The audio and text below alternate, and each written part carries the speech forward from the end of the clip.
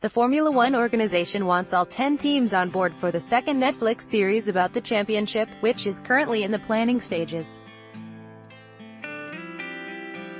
The first series of Drive to Survive is launched worldwide on the streaming service on Friday. Originally only 8 teams agreed to be fully involved, with Ferrari and Mercedes opting out when filming commenced at the Barcelona testing last year. Review: our verdict on Netflix's F1 project be the end of the season. Ferrari had relented and did grant some access, so it is featured more later in the series. F1 is now in negotiation with all the teams over the second series. Despite it not yet being fully signed off, production company Box to Box made a head start by undertaking some filming at the Barcelona test, and its cameras will also be present at the Australian Grand Prix.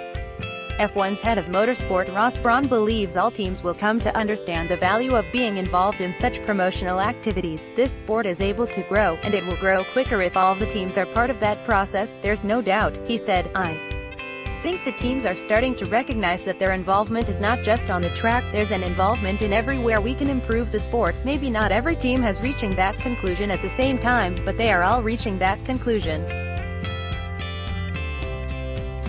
I think we'll see another step forward in 2019. Speaking at a launch event for the series, at which he saw the first 2 episodes for the first time, Brawn stressed that fans wanted to know more about the people involved in F1. What you've seen tonight is an indication of the way we're going.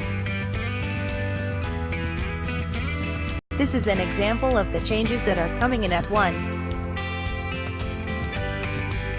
The human side has always been fascinating, and all of us have been involved in that side. Certainly now I'm away from a team, I felt that that would be a fascinating story because there is so much emotion of the whole team, the individuals, the mechanics, the engineers, the family. I know from my own family how much they suffer and how much pleasure they get on both sides.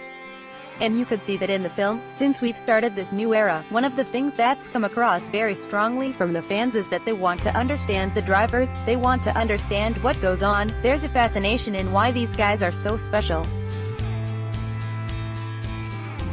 What is it that makes them exceptional? In both those episodes we saw different aspects of F1. I particularly liked the second one, the Sainz and Alonso chemistry that was there. Those are things that you just don't necessarily see or feel. F1's head of marketing Ellie Norman